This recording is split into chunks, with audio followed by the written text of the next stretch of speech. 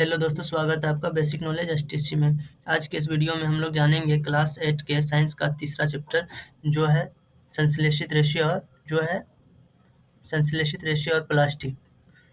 तो चलिए स्टार्ट करते हैं। दोस्तों, स्टार्ट करने से पहले आपको ये बता दूं कि अगर आप लोग किसी भी कॉम्पिटिटिव एग्ज़ाम या यूपीएससी, बीपीएससी, यूपीपीएससी का तैयारी कर रहे हैं तो उसमें एनसीईआरटी बहुत ही इम्पोर्टेंट है।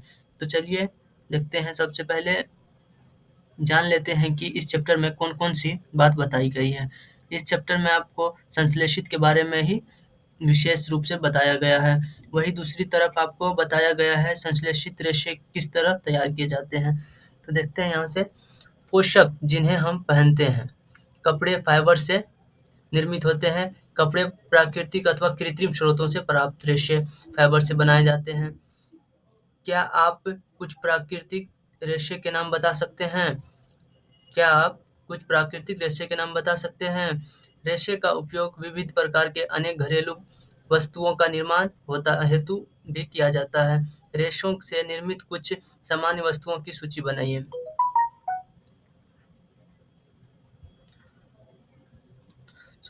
उन्हें प्राकृतिक और कृत्रिम रेशों से निर्मित वस्तुओं में विभाजित करने का प्रयास कीजिए। सारणी 3.1 को भरिए। इसमें कह रहा है प्राकृतिक और कृत्रिम रेशे। इसमें वस्तु का नाम और कौन तरह का रेशे है उनको कह रहा भरने के लिए। फिर आगे है, आपने कुछ वस्तुओं को कृत्रिम चिन्हित क्यों किया? आप अपनी पिछली कक्षाओं में पढ़ा है कि प्राकृतिक रेशे जैसे कपास, ऊन, रेशम आदि पौधे अथवा जंतुओं से प्राप्त होते हैं। वही दूसरे और संश्लेषित रेशे मनुष्यों द्वारा बनाए जाते हैं, इसलिए ये संश्लेषित अथवा मानव निर्मित रेशे कहते हैं। फिर है संश्लेषित रेशे क्या है? संश्लेषित रेशे क्या है, इनको जानेंगे। तो धागे से जुड़े मनकों के हार में पाई जाने वाली एक रूप बनावट को स्मरण करने का प्रयास कीजिए। इसमें कह रहा देखने चित्र 3.1 ए अथवा चित्र 3.1 बी के समान कुछ कागज क्लिपों को जोड़कर एक लंबी श्रृंखला बनाने का प्रयास कीजिए। क्या दोनों में कोई समानता है? इसमें अंतर कह रहा देखने के लिए। ये मोती द्वारा बनाया गया है और ये पेपर यानी कागज को जोड़-जोड़ के इस तरह से बनाया है। तो ये मनके है, कागज क्लिप जोड़कर बनाई गई लंबी श्रृंखला। एक संश्लेषित रेशे भी छोटी इकाइयों को जोड़कर बनाई गई एक श्रृंखला है। प्रत्येक छोटी इकाई वास्तव में एक रासायनिक पदार्थ है। इस प्रकार की अनेक छोटी इकाई मिलकर एक बड़ी एकल इकाई बनाते हैं जो बहुलक यानी अंग्रेजी में पॉलीमर कहलाती है। पॉलीमर शब्द ग्रीक भाषा के दो शब्दों यानी पॉली तथा मर से मिलकर बना है। पॉली का अर्थ होता है अनेक तथा मर का अर्थ होता है इकाई। अतः एक पॉलीमर या बहुलक बहुत सी इकाइयों के दोहराने से बनता है। बहुलक प्रकृति में पाई जाते हैं। उदाहरण के लिए कपास एक बहुलक है जो सेलुलोज कहलाता है। सेलुलोज बड़ी संख्या में ग्लूकोज इकाई द्वारा निर्मित होता है। संश्लेषित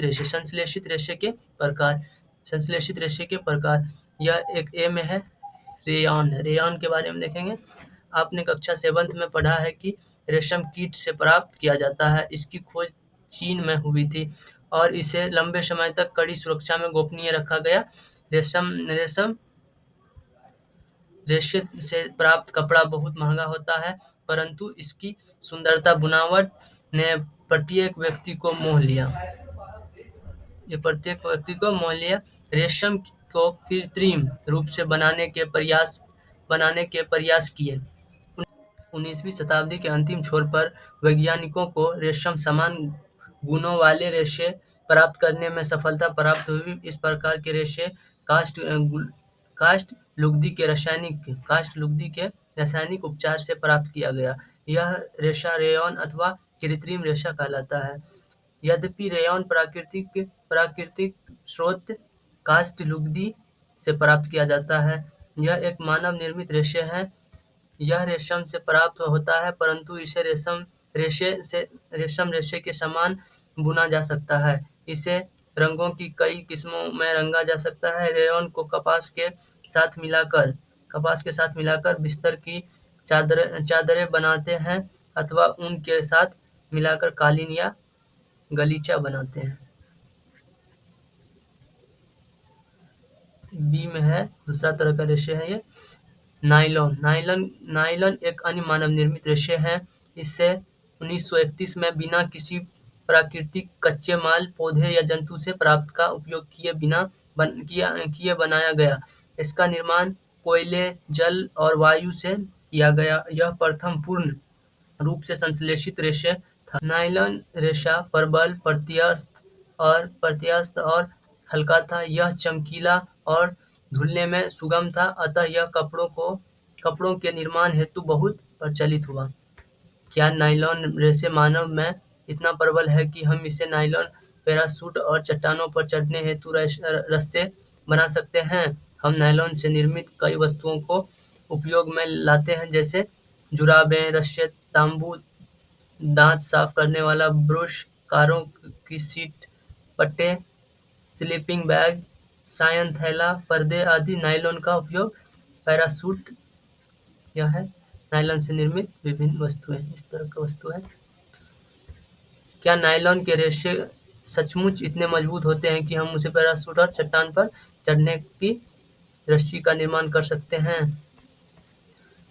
और चट्टानों पर चढ़ने हेतु रस्सियों के निर्माण में भी किया जाता है। एक नायलॉन का तार इस्पात इस्पात तार से अधिक प्रबल होता है। प्रबल मतलब मजबूत होता है।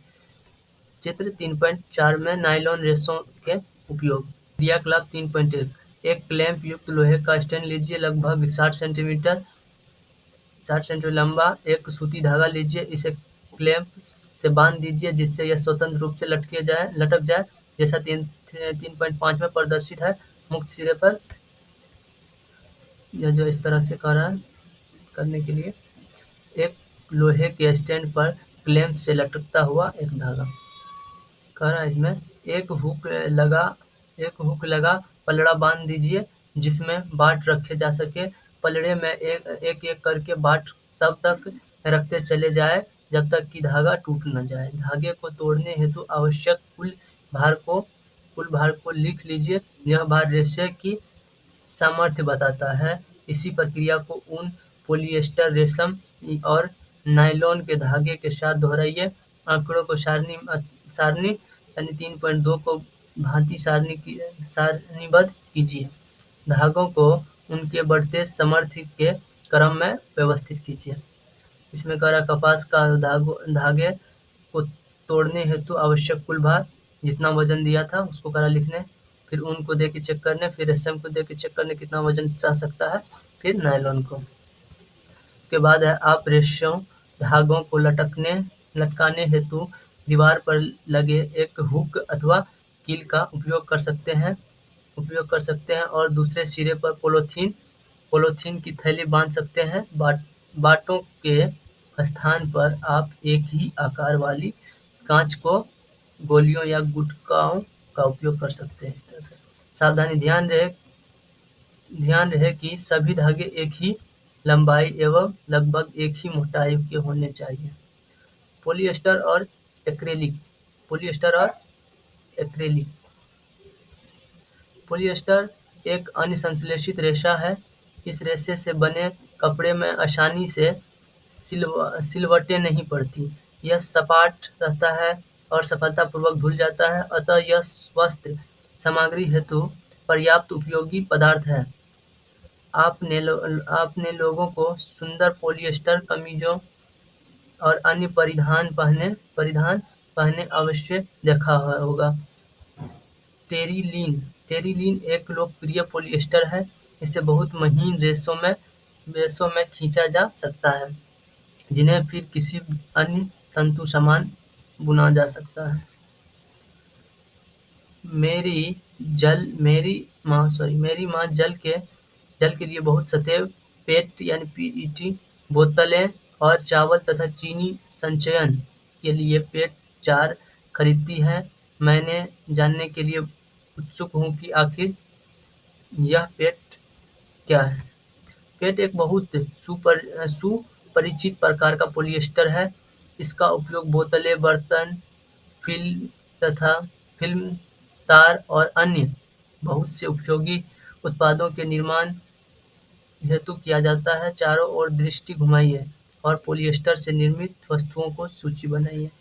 पॉलिएस्टर यानी पॉली प्लस एस्टर वास्तव में एक रसायन जो एस्टर कहलाता है की इकाइयों की पुनरावृत्ति से बनता है। एस्टर वे रसायन हैं जो फलों को उनकी गंध प्रदान करते हैं।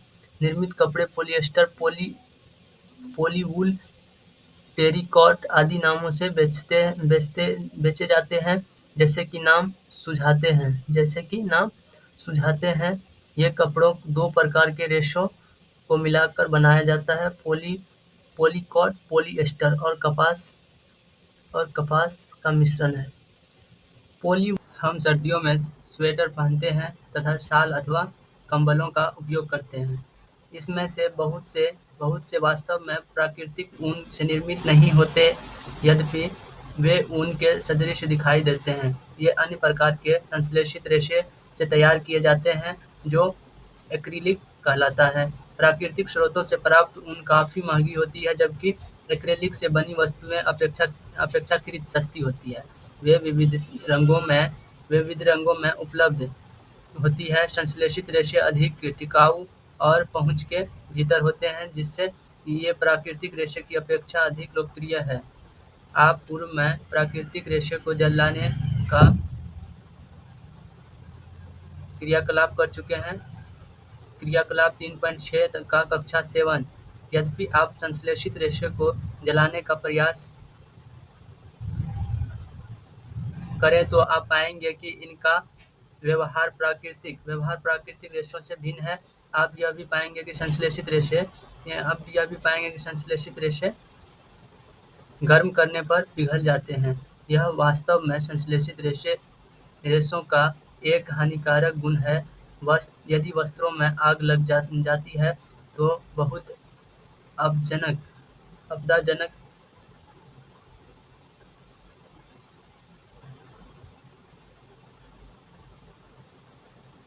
यदि वस्त्रों में आग लग जाती है तो बहुत आपदाजनक हो जाता है। कपड़ा पिघल जाता है और पहनने वाले व्यक्ति के शरीर चिपक जाते हैं। अतः हमें प्रयोगशाला अथवा रसोई घर में कार्य करते समय संश्लेषित वस्त्र नहीं पहनने चाहिए। ओह! अब मैं समझती हूँ कि मेरी माँ रसोई घर में काम करते समय पॉलिएस्टर से बने वस्त्र क्यों नहीं पहनती हैं।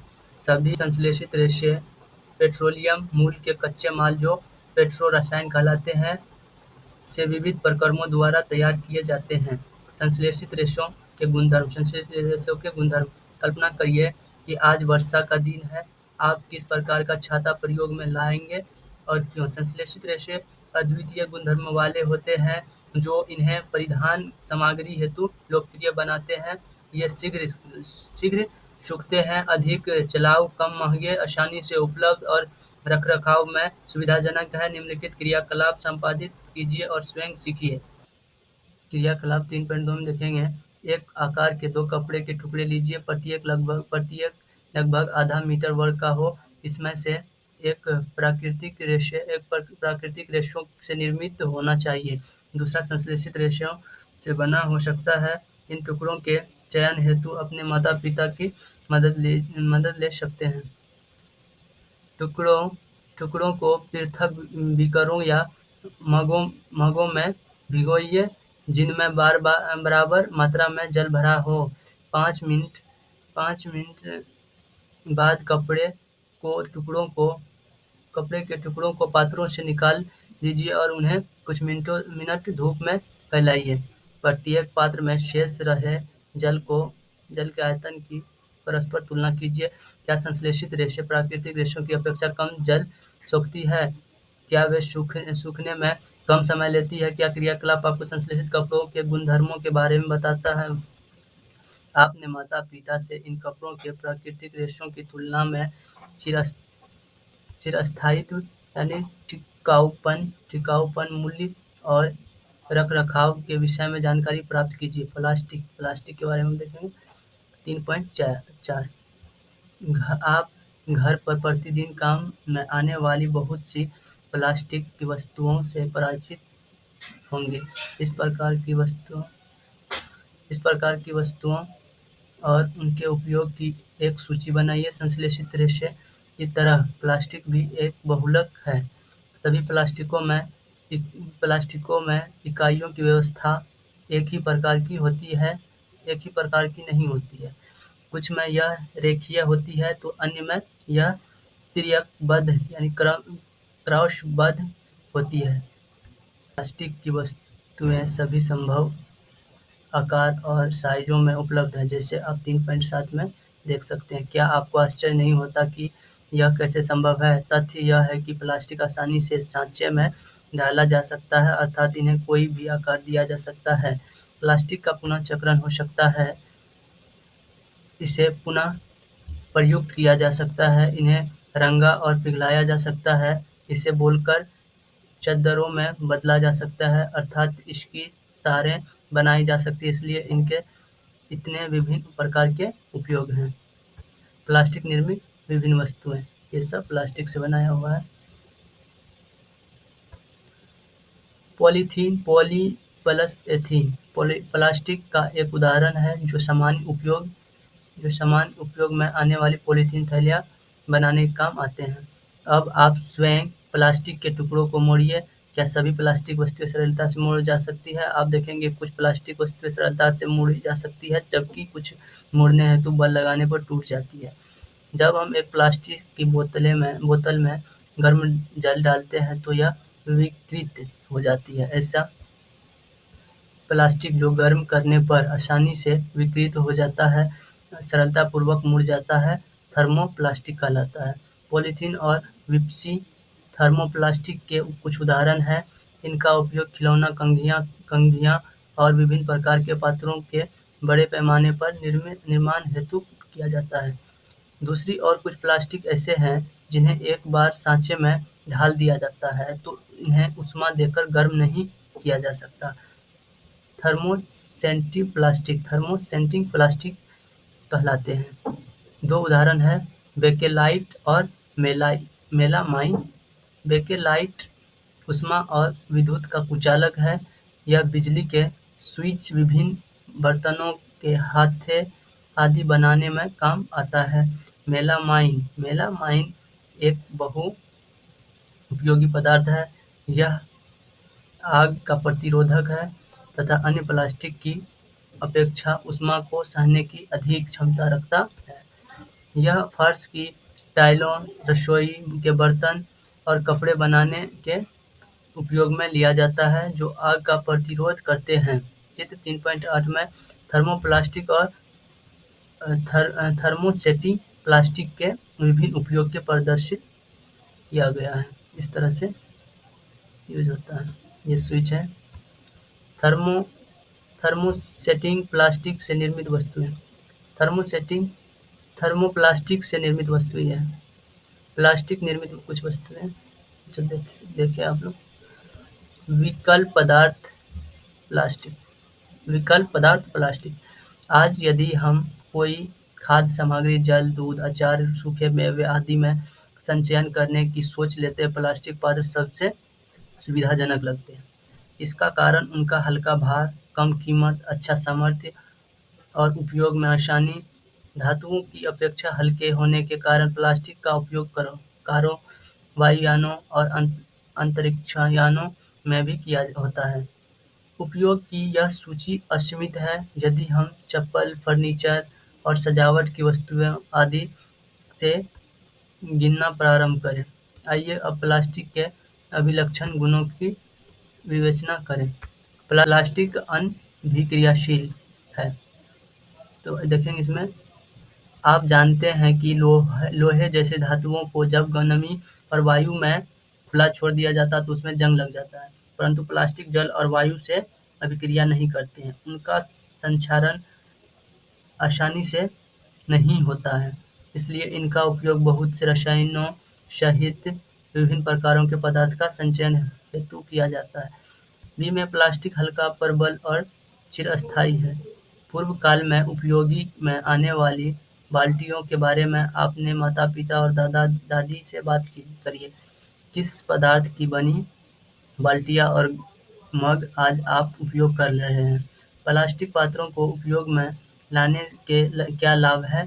क्योंकि प्लास्टिक बहुत हल्का, प्रबल, चिरस्थायी और विभिन्न आकारों और साइज़ों में ढाला जा सकता है, अतः यह विभिन्न उद्देश्य हेतु उपयोग में लाया जाता है। प्लास्टिक सामान्यतः धातुओं की अपेक्षा सस्ते होते हैं। ये उपयोगी ये उद्योगों और घरेलू कार्यों में व्यापक रूप से उपयोग में लाए जाते हैं। विभिन्न प्रकार के प्लास्टिक पात्रों की सूची बनाइए जिन्हें आप दैनिक जीवन में उपयोग में लाते हैं। सी में प्लास्टिक कुचालक है। प्लास्टिक क्या कुचालक है? आपने ऊपर सीखा है प्लास्टिक ऊष्मा और विद्युत के कुचालक हैं, इसलिए बिजली के तार प्लास्टिक से ढके रहते हैं और खाना बनाने वाले पात्रों के हत्थे इसके बने होते हैं। क्या आप जानते हैं प्लास्टिक का स्वास्थ्य देखभाल उद्योग में व्यापक उपयोग होता है? इनके उपयोगों के कुछ उदाहरण दवा की गोलियां, टिक्कियां को पैक करने की हेतु, घावों को सीने हेतु धागे, सिरिंज, चिकित्सकों के दस्ताने और विविध प्रकार के चिकित्सीय यंत्र। माइक्रोवेव ओवन में भोजन पकाने हेतु विशिष्ट प्लास्टिक पात्र उपयोग में लाए जाते हैं। माइक्रोवेव ओवन में ऊष्मा खाद्य पदार्थ को पका देती है, परंतु प्लास्टिक को प्रभावित नहीं करती है।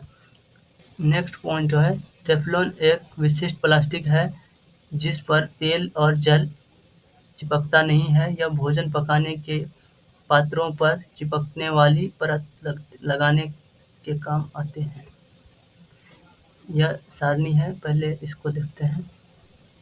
अग्निशः प्लास्टिक, यद्यपि संश्लेषित रेशे आसानी से आग पकड़ लेते हैं, परंतु यह जानना रोचक होगा कि आग बुझाने वाले कर्मचारियों के परिधानों पर मेलामाइन प्लास्टिक की परतें चढ़ी होती है जो उसे अग्निरोधक बनाती है। प्लास्टिक और पर्यावरण, जब हम बाजार जाते हैं तो हमें प्लास्टिक अथवा पॉलीथीन जैसी लपेटी वस्तुएं मिलती है पॉलीथीन में लपेटी वस्तुएं मिलती है।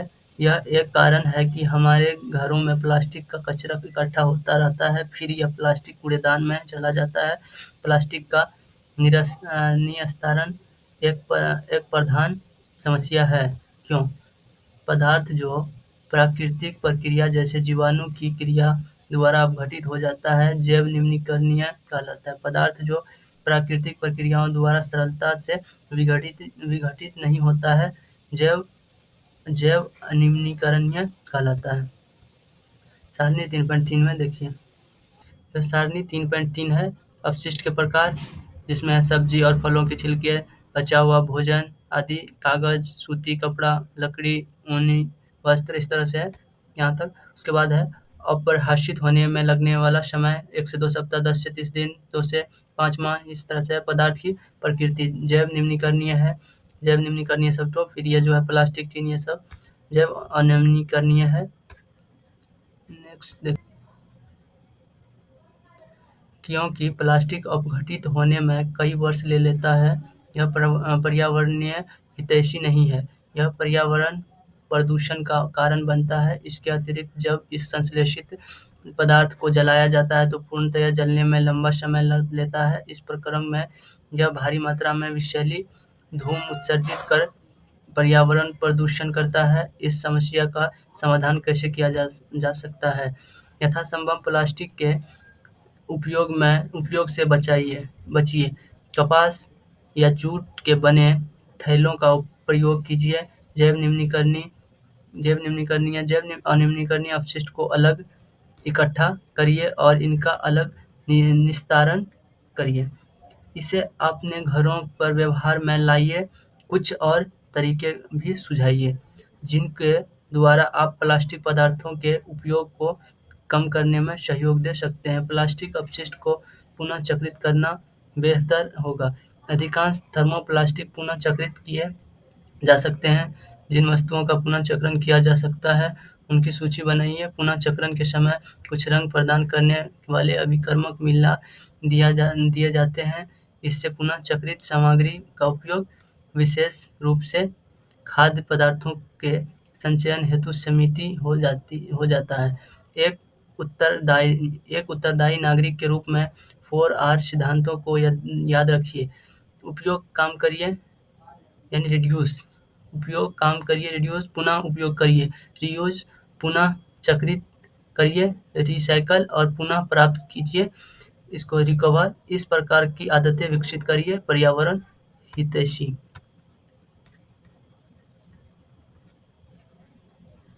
क्या आपने कोई ऐसा कचरे का ढेर देखा जहां पशु, विशेष रूप से गाय, कचरा खा रही हो? खाद्य अपशिष्ट खाने के प्रक्रम में ये पशु पॉलीथीन की थैलियां और खाद्य पदार्थों के रैपर भी निगल लेते हैं। क्या आप इसके परिणामों की कल्पना कर सकते हैं? प्लास्टिक पदार्थ पर इन पशुओं के श्वसन तंत्र में कंठरोध उत्पन्न करते हैं अथवा आमाशय में एक स्तर बनाते हैं और अंततः यह उनकी मृत्यु का कारण बन जा सकते हैं। लापरवाही से इधर-उधर फेंकी गई पॉलीथीन की थैलियाँ नालियों को रोक देती है। कभी-कभी हम बहुत अधिक लापरवाही देखते हैं तो चिप्स, बिस्कुट और अन्य खाद्य पदार्थों के रैपर सड़क पर, उद्यान अथवा पिकनिक के स्थानों पर फेंक देते हैं। क्या हमें ऐसा करने से पहले सोचना नहीं चाहिए?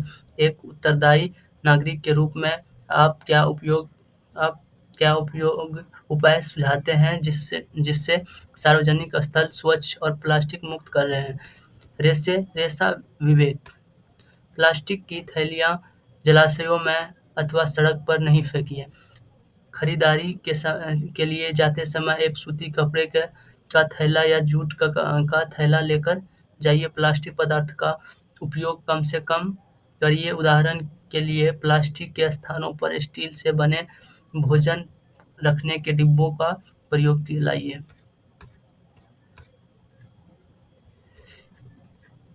इसमें समरी दिया हुआ है, आपने क्या सीखा। संश्लेषित रेशे और प्लास्टिक प्राकृतिक रेशों की भांति बहुत बड़ी इकाइयों से निर्मित होते हैं जो बहुलक कहलाते हैं। बहुलक अनेक छोटी इकाइयों से निर्मित होते हैं, जबकि प्राकृतिक रेशे पौधों और पशुओं से प्राप्त होते हैं। संश्लेषित रेशे पेट्रो रसायन के रासायनिक प्रक्रम से प्राप्त होते हैं। प्राकृतिक रेशे की भांति इन रेशों को भी कपड़ों के रूप में बुना जा सकता है। संश्लेषित रेशों का उपयोग घरेलू वस्तुएं जैसे रस्से, बाल्टियां, फर्नीचर, पात्र आदि लेकर वायुयानों, जलयानों, अंतरिक्ष यानों, स्वास्थ्य सेवा आदि उच्च विशिष्ट वाले उपयोग में किया जाता है।